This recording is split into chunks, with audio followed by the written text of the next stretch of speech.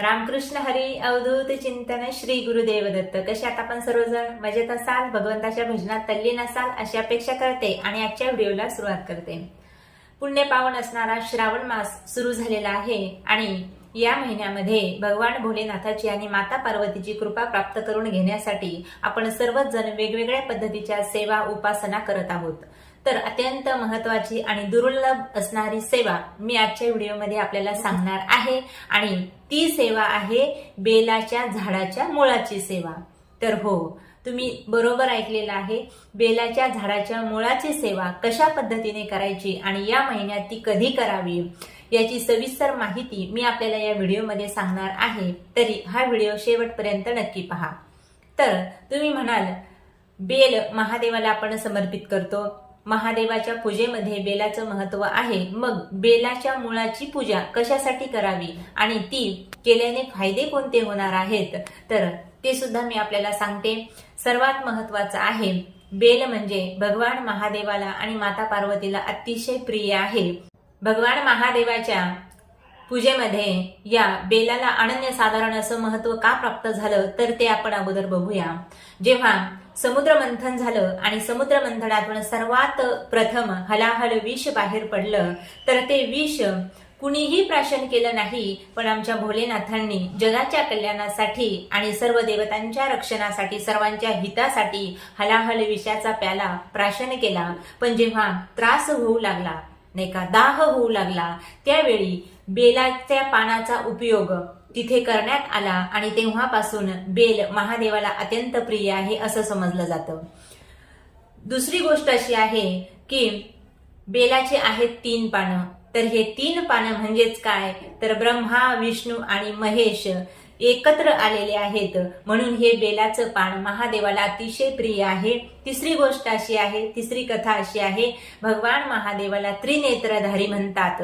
3 नेत्र महादेवाचे आहेत, म्हणून बेलपत्र सुद्धा 3 पानाचं असतं आणि हे 3 पानाचं बेलपत्र भगवान शिवाला समर्पित केल्यानंतर ते अत्यंत प्रसन्न होतात आणि आपल्याला आशीर्वाद देतात। स्कंद पुराणामध्ये एक पौराणिक कथा आलेली आहे। तर या बेलपत्राची उत्पत्ती कशी झाली, माता पार्वतीला एकदा अंगाला खूप अतिशय घाम आला आणि घामाचे काही जे बिंदू आहेत ते जमिनीवरती पडले आणि त्यातून या बेलाची निर्मिती झाली असं म्हणतात। म्हणून माता पार्वतीचं स्वरूप असणारा हा बेल भगवान महादेवाला अतिशय प्रिय आहे, म्हणून बेलपिंडीवर समर्पित केला जातो। आरोग्याच्या दृष्टिकोनातून सुद्धा या बेलाचे खूप फायदे आपल्याला आपल्या जीवनामध्ये पाहायला मिळतात। अनेक प्रकारचे आजार या बेलाने नाहीसे होतात आणि जो भगवान महादेवाला समर्पित केलेला बेल आहे तो आपण आपल्या घरी आणून जर आजारी व्यक्तीला खायला दिला तर त्याचा आजार काही दिवसानंतरच बरा झालेला आपल्याला दिसतो। अनेकांचे अनुभव आहेत, अनेक जण प्रयोग करत आहेत आणि खरोखरच या बेलाचा खूप अत्यंत महत्वाचा वापर आपल्या जीवनामध्ये आहे। म्हणून बेलाचं जे मूळ आहे, नाही का, त्यापासून सुद्धा अनेक आजारातून, अनेक रोगातून आपली मुक्ती होत असते। संपूर्ण श्रावण महिनाभर आपल्याला बेलानेच महादेवाची पूजा करायची असते, पण आता काही ठिकाणी बेल उपलब्ध होत नाही। सोमवारच्या दिवशी म्हणजे श्रावण सोमवारच्या दिवशी आपण विकत घेऊ शकतो, पण मध्यंतरी मात्र बेल आपल्याला भेटत नाही। म्हणून या श्रावण महिन्यामध्ये 11 दिवसाची बेलाच्या मुळाची सेवा आपल्याला करावायची आहे आणि ही सेवा केल्यानंतर जो सूर्यग्रह आहे त्याचा जो दोष आहे आपल्या कुंडलिनीतला तो कमी होणार आहे आणि सूर्य भगवंताची सुद्धा आपल्यावर कृपा होणार आहे।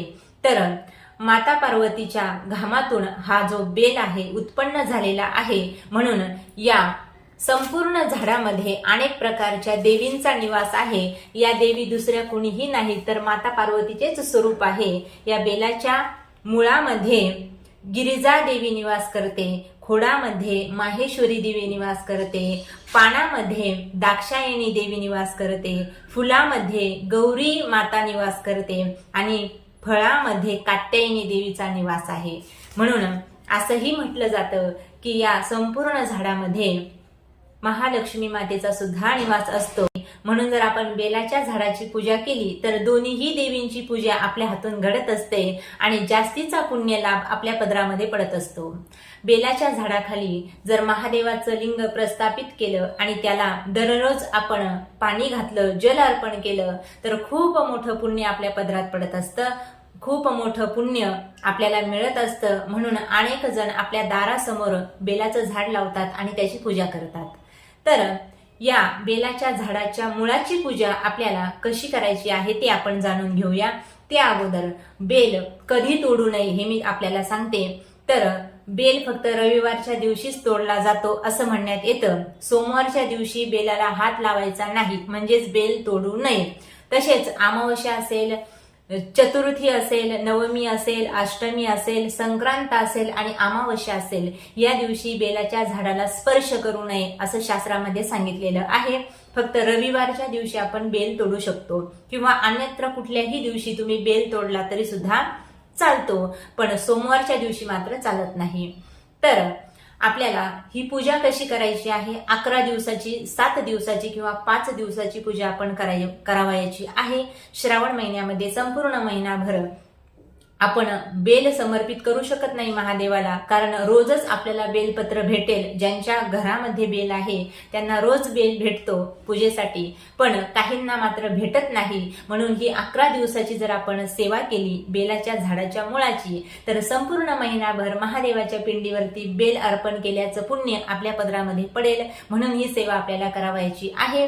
आणि तसेच काहींच्या जीवनामध्ये अनेक प्रकारच्या आर्थिक अडचणी असतील, नाही का, आरोग्याविषयी अडचणी असतील, विवाह संबंधी अडचणी असतील, नाही का, संतान प्राप्तीला अडथळे येत असतील, तर त्यासाठी सुद्धा ही सेवा आपल्याला करावयाची आहे। तर जास्तीत जास्त 11 दिवसाची सेवा आपण बेलाच्या झाडाच्या मुळाची ही सेवा आपल्याला करायची आहे। तर ही सेवा कशा पद्धतीने करायची ते मी आपल्याला सांगते।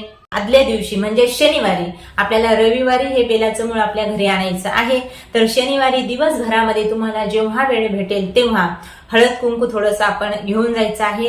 बेलाच्या झाडाच्या मुळाशी हळद कुंकू समर्पित करायचं आहे आणि प्रार्थना करायची आहे, माता पार्वती, पिता भोलेनाथा, मी तुम्हाला उद्या माझ्या घरी घेऊन जाण्यासाठी येत आहे, तरी तुम्ही माझ्या घरी उद्या यावे अशी प्रार्थना करायची आहे। म्हणजेच काय, त्यांना आमंत्रित करायचं आहे आपल्या घरी। आणि दुसऱ्या दिवशी रविवारी सकाळी 7 वाजल्याच्या अगोदर जर तुम्ही गेलात तर अतिशय उत्तम, नाही जमलं तर सकाळी 10 वाजल्याच्या आत बेलाच्या झाडाजवळ जायचं आहे आणि जास्त नाही तर थोडंसं छोटंसं मूळ आपल्याला आपल्या घरी आणायचं आहे। बेलाच्या झाडाचं अगदी छोटंसं मूळ आपल्या घरी आणायचं आहे। घरी आणल्यानंतर त्याला गंगाजलाने धुवून घ्यायचं आहे, त्यानंतर दुधाने सुद्धा धुवून घ्यायचं आहे। आणि या बेलाच्या झाडाचं जे मूळ आपण आणलं, या बेलाच्या झाडाच्या मुळाला काय करायचं आहे तर पिवळ्या कलरचा जो धागा आहे आपल्याकडे तो गुंडाळायचा आहे आणि याला आपल्या पूजास्थानामध्ये ठेवायचं आहे, देव्हाऱ्यामध्ये ठेवायचं आहे। आता रविवारी हे ठेवल्यानंतर, पूजन करून ठेवल्यानंतर त्या दिवशी जर तुम्हाला वेळ असेल तर तुम्ही याचा जलाभिषेक करू शकता, नाहीतर सोमवार पासून आपल्याला हा जलाभिषेक करायचा आहे। दुसऱ्या दिवशी सकाळी जेव्हा भोलेनाथ महाराजांची पिंडी आपल्या घरी असतेच असते आणि याचा श्रावण महिन्यामध्ये आपण अभिषेक करतो, या भोलेनाथांच्या पिंडीसोबत हे जे बेलाचं मूळ आहे आपल्या घरी रविवारी आणलेलं, त्याच्यावर सुद्धा आपल्याला जलाभिषेक करायचा आहे। आणि महादेवाच्या पिंडीवरती जशा पद्धतीने अभिषेक करतो तशाच पद्धतीने अभिषेक करायचा आहे। पण जो मंत्र आहे तो थोडासा वेगळा आहे, कारण साधारण आपण नमः शिवाय म्हणून महादेवाच्या पिंडीला अभिषेक घालत असतो किंवा जे काही स्तोत्र आहेत, मंत्र आहेत, नाही का, वेगवेगळ्या पद्धतीच्या उपासना आहेत भोलेनाथांच्या, त्या पद्धतीने आपण ती सेवा करत असतो। पण या मुळावर मात्र जेव्हा तुम्ही अभिषेक कराल त्यावेळी मात्र 108 वेळा, तुम्हाला जर वेळ असेल तर 1100 वेळा श्री सांब सदा शिवाय नमः या मंत्राचा जप करायचा आहे। सांब सदाशिव म्हणजेच काय, सांब म्हणजे आंबेसहित असणारे सदाशिव म्हणजेच भोलेनाथ महाराज। तर आंबेसहित असणारे भोलेनाथ महाराज, नाही का, म्हणजे पार्वती मातेसोबत असलेले महादेवजी, तुम्ही दोघंही माझ्यावरती कृपा करा असा या मंत्राचा साधारणपणे अर्थ होतो। आणि अशा पद्धतीचा अभिषेक आपल्याला 11 दिवस आपल्या घरामध्ये त्या मुळावरती करायचा आहे आणि अभिषेक झाल्यानंतर त्याला धूप दीप नैवेद्य समर्पित करायचा आहे। आता अभिषेक झाल्यानंतर आपल्याला आपल्या पूजा स्थानामध्ये हा बेलाचं मूळ जे आहे, या बेलाचं मूळ जे आहे ते ठेवायचं आहे। पण ते कसं ठेवायचं, तर एका छोट्याशा वाटीमध्ये पाणी घ्यायचं आहे आणि त्यामध्ये 11 दिवस ते सुकणार नाही यासाठी आपल्याला त्या पाण्यामध्ये हे मूळ ठेवायचं आहे। वाटीमध्ये पाणी घ्यायचं आणि त्याच्यामध्ये आपला अभिषेक झाल्यानंतर ठेवायचा आहे। 11व्या दिवशी पुन्हा सगळं काही झाल्यानंतर, पूजा केल्यानंतर 11 दिवस पूर्ण झाल्यानंतर छोटस उद्यापन म्हणून या मुळाला, म्हणजेच साक्षात माता पार्वती आणि भगवान भोलेनाथ महाराजच आहेत असं मनामध्ये अशी भावना करायची आहे आणि नैवेद्य समर्पित करायचा आहे शेवटच्या दिवशी म्हणजे 11व्या दिवशी। आणि आता हे जे मूळ आहे ते तुम्ही तुमच्या घरामध्ये 3 महिन्यापर्यंत तसंच ठेवू शकता, किंवा नसेल ठेवायचं तुम्हाला तर पुन्हा हे मूळ ज्या आपण झाडाचं आणलेलं आहे त्या झाडाखाली नेऊन ठेवायचं आहे। बस एवढी छोटीशी सेवा आहे। ही सेवा जर तुम्ही केली, या श्रावण महिन्यामध्ये केली, तर अतिशय महत्वाचं हे पूजन आहे आणि सोप्या पद्धतीचं पूजन आहे। हे पूजन जर केलं तर तुमच्या जीवनातील ज्या अडचणी आहेत, अडथळे आहेत, कार्यातले असतील नाही का, मी अगोदर सांगितल्याप्रमाणे अनेक अडचणी आपल्या जीवनामध्ये असतात, त्या अडचणींचा आपल्याला सामना करावा लागतो। तर ही अशी सेवा केल्यानंतर, या मंत्राचा जप केल्यानंतर माता पार्वती आणि भगवान भोलेनाथ महाराज आपल्यावरती कृपा केल्याशिवाय राहणार नाही। एवढी छोटीशी सेवा आहे, सर्वांनी नक्की करावी। रामकृष्ण हरी अवधूत चिंतन श्री गुरुदेव दत्त।